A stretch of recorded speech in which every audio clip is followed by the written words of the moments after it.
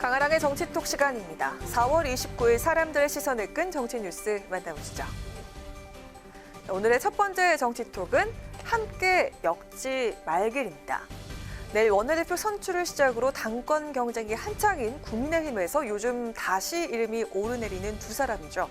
20대 국회 때인 지난 2019년 당시 자유한국당 대표와 원내대표로 함께했던 황교안 전 대표와 나경원 전 의원인데요.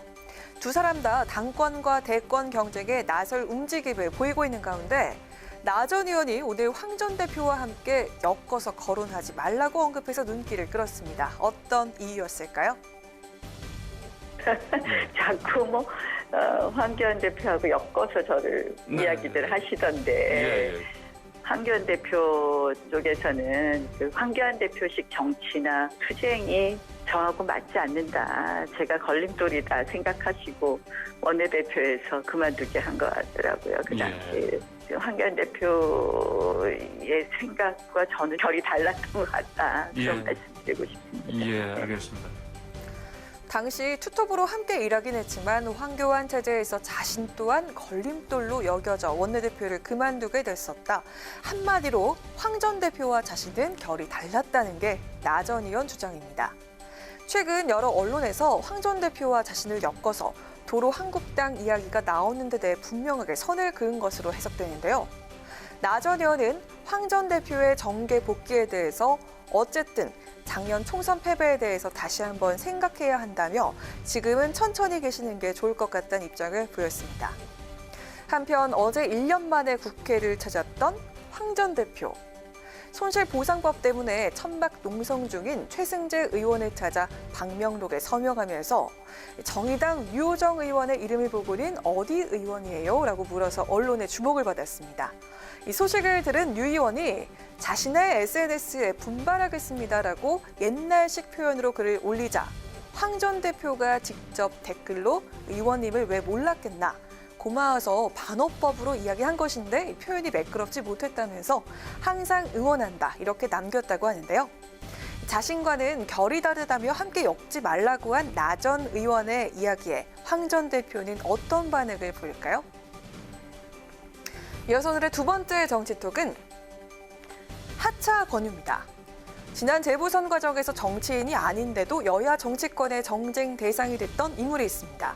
바로 방송인 김어준 씨인데요. 정치 편향성과 고액 출연료 문제로 선거 기간 내내 공방이 끊이질 않았죠.